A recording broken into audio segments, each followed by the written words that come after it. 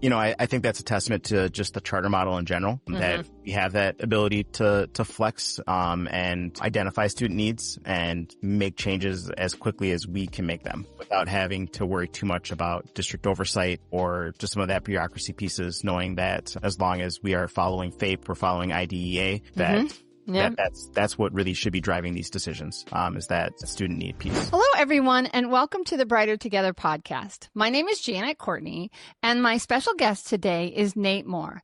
Nate is a special education coordinator and is a part of the leadership team at Laura Jeffrey Academy, and that's in St. Paul, Minnesota.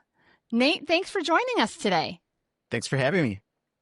So tell us a little bit, Nate, about your role and about Laura Jeffrey's Academy. Yeah. I have been there now. This just finished up my third year at Laura Jeffrey at LJA. And I helped oversee the special education programming there. So I was the district rep in all of the special ed meetings, handled a lot of the due process kind of meetings, setting those things up. Due process clerking, and then also kind of helping to facilitate training for all of our support staff, licensed teachers in the building as well. And then additionally serving on our leadership team, and that's just, the day-to-day functions of helping the school run. Laura Jeffrey has a very unique model in that we are educator-led, so we don't have a traditional principal or administrator, executive director, or anything like that. That was a decision made I believe back in 2017, to transition to that model. And really, that really is something that we strongly believe in. Obviously, we've been doing it now for a number of years. Before the pandemic. Yeah. Just, we like it that it allows us to, as leadership team members, the students see us directly interacting with them on a day-to-day fashion. It cuts down on a layer of kind of communication barrier so that we're just more accessible to families and other partners in our community. So it didn't start out that way. No. So how long has Laura Jeffrey Academy been chartered or operating, I guess? Yep.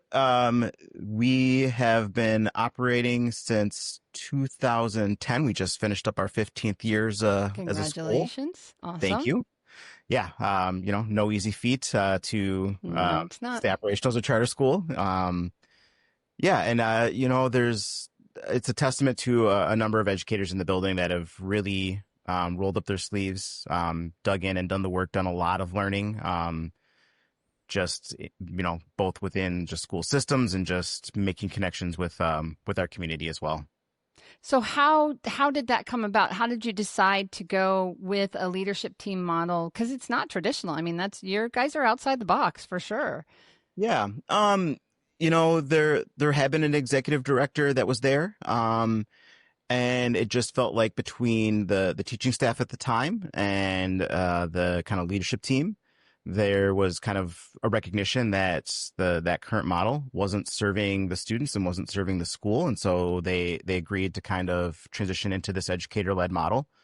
It's something that every year we go back to the drawing board and reflect on and try to, be intentional about our practices, making sure that this feels like it's serving our staff as well as our scholars. And knowing that we all have so much still to learn about this process, and that we'll never be done on that learning journey. And right. If nothing else, that's something that we like to model for our students, that we are all lifelong learners, that no one knows it all, and that sometimes it looks a little messy, and that if we're making mistakes, we got to acknowledge those and try to do better. Yeah, you don't learn from everything going smoothly, do you, ever? I'll tell you, I never considered myself an entrepreneur, but when you start your own business, you're an entrepreneur. It doesn't matter if you've been doing that same thing for a long time or not. And you take the bumps, and the only way that you learn and get better at something is not when things are easy. It's when something goes wrong. It's like, okay, how do we respond to that? We plan better. We try to make sure that things as you get bigger and as you do things that you do things well, and you certainly learn from your mistakes, but there's always going to be a new challenge. At least there should be, right? Yeah, absolutely. Every year, always a new challenge, always something for us to kind of grow and build on. Yeah. So, what would you say makes Laura Jeffrey Academy different, other than your leadership model? Like, if you're attracting, there's a listener in the Minnesota area, in the Minneapolis, St. Paul area. That's what would you say it is an attraction to your school versus going somewhere else? Yeah. There are a number of things. One is that we start middle school in our building at fifth grade. And that's, again, kind of bucking with a lot of trends. We really see it as an opportunity to really develop and grow student leaders within our building. And then just with kind of the research that we've looked into as a building, how that supports our STEM focus and really getting scholars to kind of engage in sort of that engineering design process, really thinking through some of the metacognition related to it about what it means to be an engineer and what it means to be a scientist. And not just that it's, dealing with the programming or coding, but that it's more of a mindset. And so developing that mindset shift of we're going to look at a problem, really analyze it, work to think through possible solutions, try out those solutions, see what works, see what didn't work, and what can be kind of improved upon. And just knowing that the earlier we can kind of start capturing those brains and working on some of that thinking, that goes a long way towards creating really, really strong scientists and scholars moving forward. They end up becoming student leaders in their high schools. And really being great self-advocates for their own learning needs. So the fifth grade portion especially is something that I think stands out for us. Right. And so your school is specifically fifth grade through eighth Hey, grade? Is that eighth grade? So middle school, basically, right? yep, And middle school. early middle school. Hmm. So you're probably going to attract students that have that kind of bent, right? That are interested in the engineering. And is that where the specialty lies specifically? That's a big piece of it. Okay. As well as we have a strong environmental learning component as well. Partly that's just something as a staff we all very strongly believe in. It's also something that our authorizer Osprey Wilds does require of us as for our charter.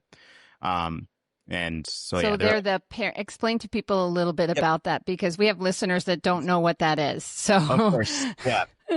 So there's in Minnesota there are very strong limitations on who can authorize a charter school, which kind of is sort of it's kind of the state handing over some of the regulatory authority to nonprofits, districts, and then universities are the okay, three entities that are allowed to oversee charter schools in Minnesota. So Osprey Wilds is a nonprofit based out of Sandstone, Minnesota, and they have their own environmental learning center, gotcha. which is just separate from what their authorizing arm does. So they oversee a number of different charter schools with all different kinds of focuses, but wanting to really make sure that they're getting environmental learning and outdoor learning opportunities for all of the students that they oversee. Right, and that gives them an opportunity to do something a little bit different than other people, for sure. Yeah. No, Yeah. our kids, yeah, we've had a lot of strong partnerships with like Friends of the Boundary Waters, and doing a lot of kind of day canoe tripping, just even on like local lakes, just really understanding how the environment impacts kind of all facets of our daily lives. So how do parents or how do students find your charter? How do they is it just marketing and advertisement, word of mouth? I mean, I'm sure those are part of it, but where does their focus lie on attracting those students? Yeah, a lot of marketing, a lot of word of mouth. That's been a big emphasis, especially post pandemic, of just trying to get students back into physical buildings, even though we're a few years removed from online Yeah. learning here. It But changed everything, didn't it? it It really, really it did. really, really did. Yeah. So it's a lot of kind of social media advertising, charter school fairs as well, that we participate in. Um, and then kind of another sort of little bit of grassroots sort of component is just our special ed department. Just it's a very magical department. I'm very lucky to work with a very talented team of educators who just really do a great job of cultivating community. And it seems like a lot of word has spread just through um, other outside support agencies, therapists, occupational therapists, SLPs. Yeah, Um, right up my alley. yep, who service some of our scholars outside of school, hear about the amazing work we're doing. And so that's been another sort of in the last 3 years kind of boon. Just that a lot of families with a number of different neurodiversities and other disabilities hearing about the work we're doing at Laura Jeffrey and making that as an intentional choice. And so it's something that we do a lot of tours and shadow days around just to make sure that scholars and families know what we are as a school building. And that's something that we really emphasize is that we don't want scholars just kind of showing up because they've heard about us. We want to make sure that it actually feels like the right fit for them as well. So those Yeah. tours and shadow days are something that we strongly believe in, knowing that you can't really get a feel for the school culture and whether or not it's going to be a fit for your scholar and your family without being in the building with our other scholars. So are you doing mostly inclusion then, more of an inclusive model? Yeah, that's primarily been our focus, has been doing inclusion. This year, however, we finally had a student population that was big enough that we started providing some more setting 3 services and more self-contained services.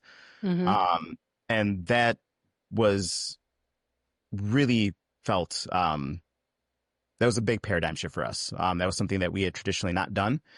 Mm-hmm. Um, and for those students who have needed those services, it's been nice to be able to build a bit of community with them, Mm-hmm. where instead it was just kind of a lot of individualized pull-out sessions, which felt very isolating. And in Yeah. those middle school years, they're yearning for connection Yeah. and needing Yeah, that they definitely. Oh, yeah. very It real doesn't way. matter.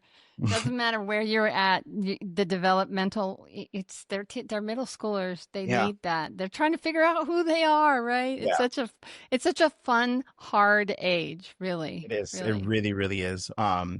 And so that building that program is pretty much we got to the end of a quarter and the team kind of came together and we were like, we are spread way too thin trying to do all of these pull out services in minutes. Um, we quick put together a schedule, kind of found the space where we could make a classroom. It's in our old makerspace.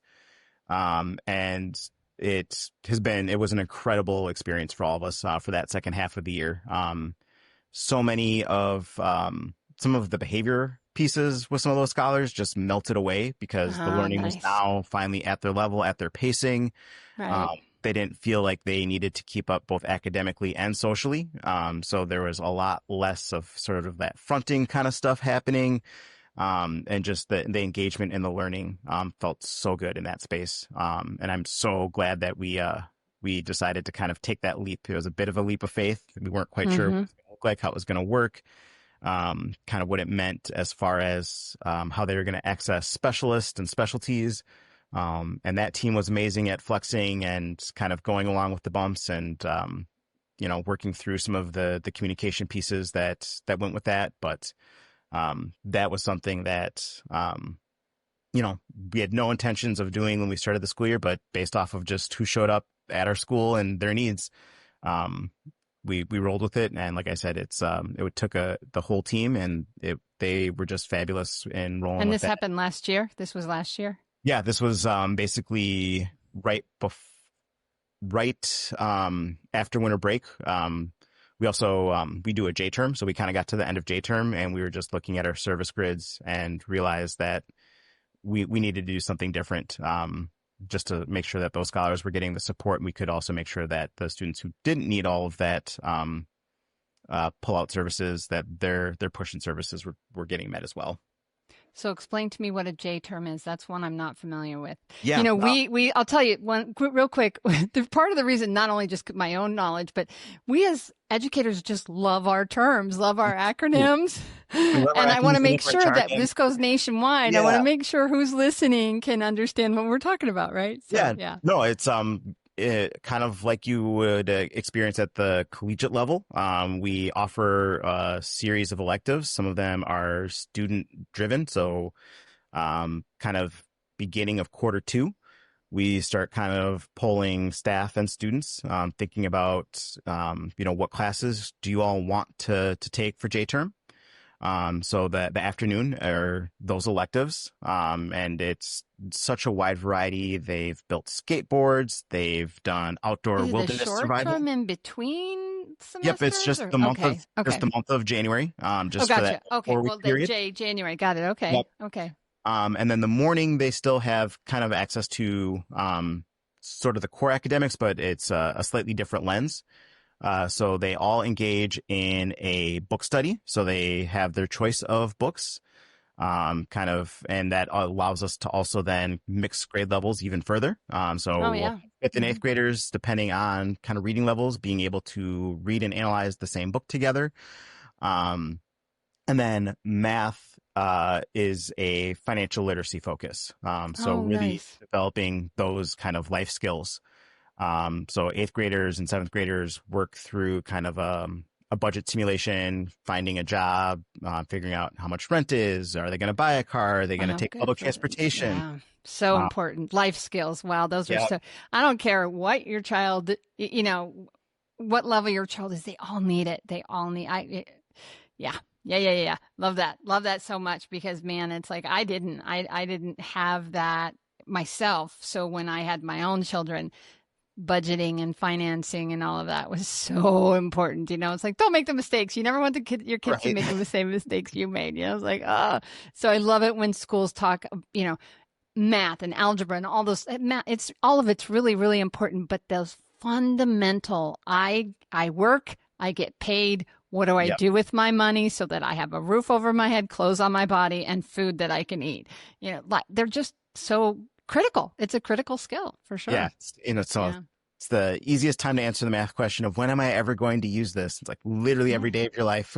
Every day of your life. Yeah, for sure. For sure. That's fantastic. Well, I love that. Yeah. I took us off a little bit, but you were talking about J term and Yeah. then, yeah. Yeah. So, we went down, kind of at the end of our J term, which always culminates in just a really wonderful field trip. We go to one of the local ski hills and have Oh, fun. just a Mm-hmm. winter fun day of inner tubing. Mm-hmm. And we were lucky enough to have the coverage that the special ed team was able to stay back, have a day to kind of just get caught up first on our due process and our paperwork, which Right. was Mm-hmm. that in of Yeah. itself was a blessing. But then Yeah. additionally, kind of like I said, go through our schedules and kind of realize we had enough scholars that we could formulate a self-contained classroom setting. And Yeah. so kind of managed to figure out what that schedule would look like in about a day. Um, Over the weekend, move some furniture around. Our scholars are very used to being tapped into to kind of help figure out what a space, what their learning spaces are going to look like. So it wasn't too much for them to show up on Monday and say, "Hey, what decorations do you all want in here? Wow. What do you want the space to look like? This is yours now." So they really, there's a little bit of trepidation at first, a little bit, Change. Nobody yeah, likes change, change, right? 'cause, Yeah. Change. um, but I would say, after about 2 weeks, they really settled in, and it was a really beautiful community. And like I said, it spanned all of our grade levels, fifth through eighth. And it gave, especially our eighth graders, opportunities to be leaders in the classroom space in ways that they otherwise probably wouldn't have been able to, just based off of some of their academic needs.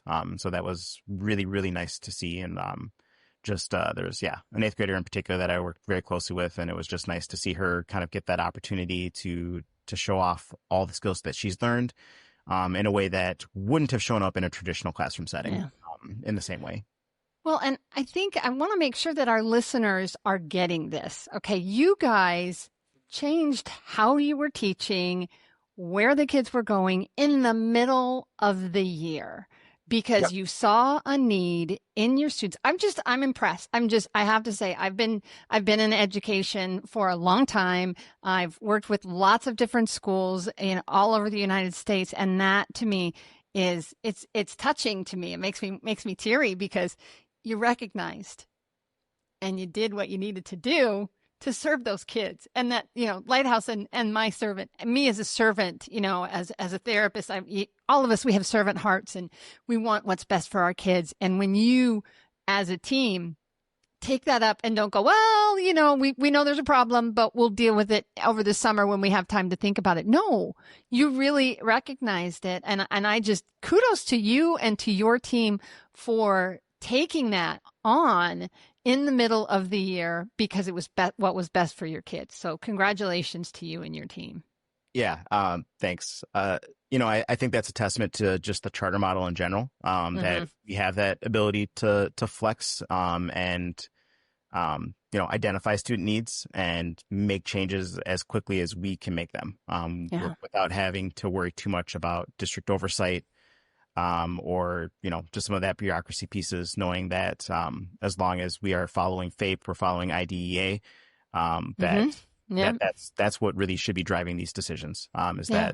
that student need piece. And so that I think is what really does make Lord Jeffrey so special, is that we are able to identify student needs regardless of some of the IEP status, just to make sure that the classrooms feel inclusive and welcoming. Students have a strong sense of self and their own identity, and so that they feel confident leaving us going into high school about who they are, what their needs are, and that they can make sure that they access those things going into high school. Yeah. Well, that's fantastic. So is there any thoughts of expansion beyond eighth grade? I'm just curious. The only reason I'm asking is because, wow, you guys are doing such a great job with the fifth to the eighth graders. What's the thoughts about 9 through 12? It's that always comes up, and I would say I don't know that the leadership team is quite ready to take that on. The other piece, that I would say is the biggest barrier right now, would be space. Just we would need a different building, Yeah. and that would just be a Gotcha. really, really heavy lift for us. Yeah. But it's definitely something that we always kick around. We always kind of discuss, just do we want to go up? And I would say right now the timing just doesn't quite feel right for us to really make that leap. But the team is very dynamic, and really, if something were to come along that felt like it really was the right opportunity, I think they would jump at it. Yeah. Right now, not quite there yet, but that's also something that, just with expansion, there are a lot of layers to that, and there need to be a lot of intentionality, just Yeah. on the authorizing side of things, the state oversight piece as well. Yeah, that's okay. That's okay. Yeah. I love what you're doing with your fifth to eighth graders. I love it. It's just it's one of those things. It's a question that you just, I know you get asked, and I know that somebody's listening. It's like, I wonder why they're not doing that. And you answered it beautifully. So I have one other question. I don't always ask all of my podcast guests. Initially I did. And sometimes it's a good question, and sometimes it's like, we already really kind of touched on that, so I don't. But, I'm going to ask you this question because it's a great question and it's a thought-provoking question, but you cannot say money because every school would like to have an unlimited budget, and I know that. So the question is, if you could miraculously, within the sphere of what you do, if you could fix one problem that you have, that your school has, that's something that's in your sphere, not like fixing homelessness or fixing that every kid, has enough food or whatever, but in your sphere, what would it be? If you could fix one thing, what would you want to fix? Boy, yeah, there's a I lot of told you it was there. thought Yeah, no, provoking. it is. You'd think I'd done this before. Yeah, no, right. I would say there never ever feels like there are enough hours in the day to get to all of the things that we need to get to, whether it's a student, whether it's paperwork, and so I would say oftentimes it feels like the paperwork side of things gets pushed to the side because we've got a real human in front of us that has Yeah. a need. And so we go to that first. And Hmm. then, it's a lot of late nights and evenings and time away from our own families to tend Yeah. to the other side of our jobs, which is that paperwork side that, we also Yeah. don't have a ton of flexibility on. Um, Right. Other than, like I said, it doesn't have to happen during the school day necessarily, but it has to happen at a certain Yeah. point. And so, yeah, finding ways to carve out more time, where that paperwork is getting done while also meeting some of those student needs. If I had that magic Yeah. wand. If you had that, yeah, if you had that miraculous solution, right? Well, I'll tell you, this has been, Nate, a fabulous conversation. You got me teary-eyed. So I appreciate what you guys are doing. Where do people go if they want to learn a little bit more about Nate Moore and about Laura Jeffrey Academy?